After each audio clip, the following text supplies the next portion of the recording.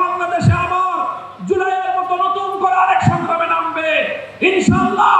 আমিও কথা দিচ্ছি, সেই সংগ্রামে সম্মুখ সারিতে আমরা বুক পেতে দিয়ে থাকবো। শাহাদাতের রক্তের যন্ত্রণা যদি প্রয়োজন হয় আমাদের বাংলার মানুষকে মুক্ত করে ছাড়বো ইনশাআল্লাহ। আমসালা দুটো যাওয়ার ভয়ে শেষ পর্যন্ত বিএনপির চেয়ারম্যান সাহেব বাধ্য হয়ে গণভোটে হায়ের পক্ষে বলেছেন শেখ হাসিনা বেঁচে থাকতে আর কোনোদিন বাংলাদেশের ক্ষমতার পরিবর্তন হবে এই স্বপ্ন বিএনপি দেখত না। 3 বছর পর্যন্ত আমাকে কারাগারে বন্দী করে রাখা হয়েছিল।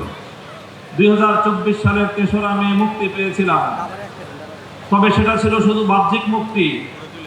মুক্তি দেওয়ার আগে তারা আমার নাকে রশি বেঁধে আমাকে নিয়ে তামাশা করেছে, ছেড়ে দিয়েছে কিন্তু নাকের মধ্যে রশি বাঁধা ছিল।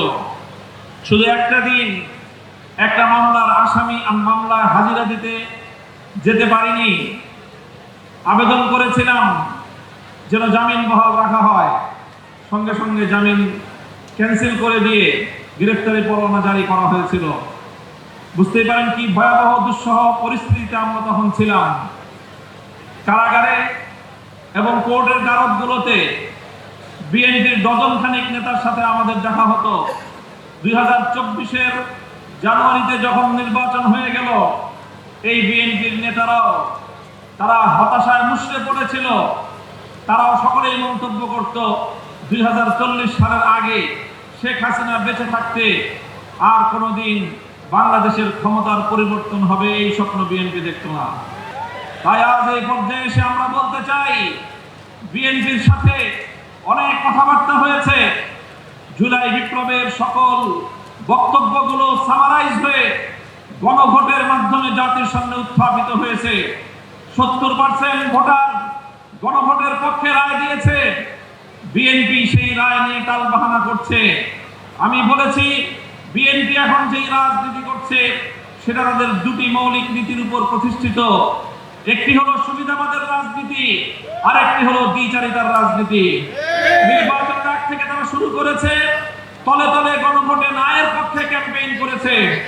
300 আসনে 300 এমপি প্রার্থী এবং গোটা বিএনপি তাদের সকল অঙ্গ সংগঠন সহ গোটা জনশক্তি তলে তলে নায়ের পক্ষে ক্যাম্পেইন করে যখন দেখেছে যে হায়ের পক্ষে গণজোয়ার, আমসালা দুটো যাওয়ার ভয়ে শেষ পর্যন্ত বিএনপির চেয়ারম্যান সাহেব বাধ্য হয়ে গণভোটে হায়ের পক্ষে বলেছেন হায়ের পক্ষে ক্যাম্পেইন করেছেন। কিন্তু যখনই তারা বৈতরণী পার হয়ে গিয়েছেন, সঙ্গে সঙ্গে সেই জাতির সঙ্গে কৃত অঙ্গীকার বিএনপি চেয়ারপারসন ভুলে গিয়েছেন। আমরা বলতে চাই, এই মুনাফিকি করে দ্বিচারিতা করে একবার গান পার হতে পেরেছেন, ভবিষ্যতে আপনারা জাতির কাজ করায় আসামি হিসেবে চিহ্নিত হয়ে যাবেন। আপনারা যেই কথা বলছেন জুলাই সনদ অক্ষরে অক্ষরে বাস্তবায়ন করবেন, এটা মূলত জনগণের সঙ্গে নতুন করে আরেকটি প্রতারণা এবং ভাওতাবাজি। আপনারা জুলাই সনদের স্পিরিট বাস্তবায়ন করতে চান না, আপনারা আপনাদের নোট অফ ডিসেন্ট গুলো জাতির উপর চাপিয়ে দেওয়ার পায়তারা চালাচ্ছেন।